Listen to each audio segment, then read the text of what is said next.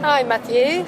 Good to be with you. Yeah, it's great to see you. A little bit about yourself, please, for those who may not know you. I work for the Free Assange campaign.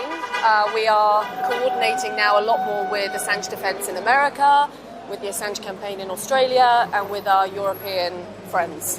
So this is a global movement. It is. I mean, there are people here from all around the world. It's fantastic. Yeah, fantastic. More horn honking going on. It's so loud. Yeah. I mean, it's amazing. Yeah, it's fantastic. So, all right, for you, what's the most important thing happening today? I think, what's crazy to me is that we're even talking about what's happening today as being assurances. These are non-assurances. This is an absolute facade, a joke, actually. Right. Just such a travesty of justice in the first place. America has now had so many chances to remedy these assurances. They're still not at any level that is appropriate for any form of justice.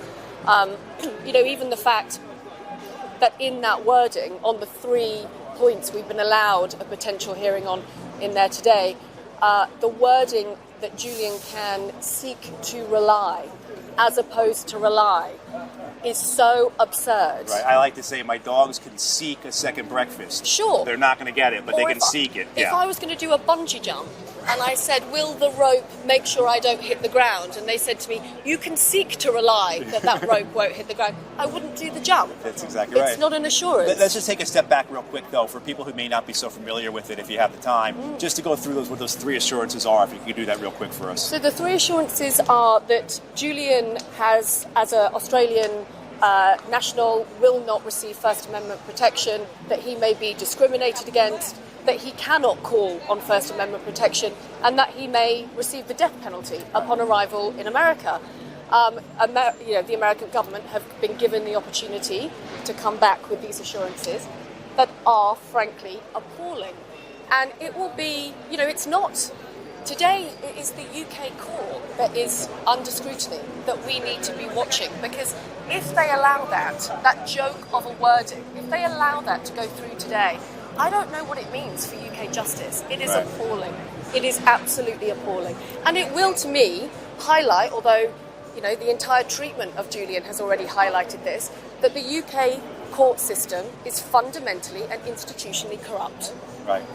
Yeah, I get it. When you say that, I have an image in my head of, the empire essentially leaving in its wake, shattered justice and legal system, shattered freedoms in the UK. Yeah. Of course, if he's allowed to be extradited, it goes forward in the US, but also globally. Yeah. So when you look at this, when you talk to people who are from around the world, what type of sentiment are you getting from people about this? This is, it's terrifying on so many levels. Firstly, anybody who knows Julian, who supported Julian, this is torture. We are at a position now where Julian has been tortured and in some form of incarceration for 13 years and isolation. That is outrageous. And he needs to be returned to his wife and his children and to live a normal, happy life. But actually, on top of that, we have the chilling, and actually we've gone beyond chilling. We're now at some ice age situation for what it means for journalists, what it means for press freedom. America will destroy its own constitution if it decides to persecute Julian in this way. Joe Biden has the option to drop this. This was picked up by Trump's Department of Justice. Joe Biden could choose to be the president that stands for freedom of speech and press freedom and acknowledges the work and the responsibility of national security reporting. But then he wouldn't be the head of the empire, would he?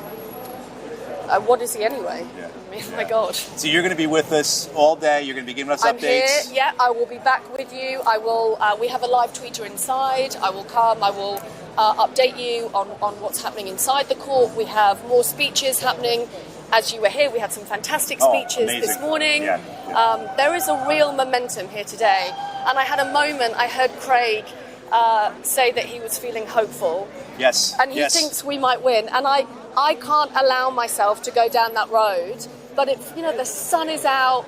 Like, if we're going to get justice, now is the time. Right. So, let's be positive. I have no faith in the UK court system.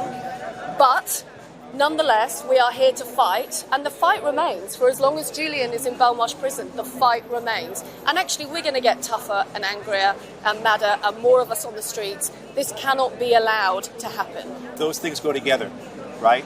There's the hope. I have a very good friend, a dear friend, who says, we breathe, we hope. And we always keep with that. But we also need the action, right? Your point there, we need that action. Yeah, so thank you, Chloe. I look forward to talking to you again later today. Yes. And I'm sure the folks watching are eager for your updates. Fabulous. See you All right. later. Thanks, Thank Chloe. you, Matthew. Bye-bye.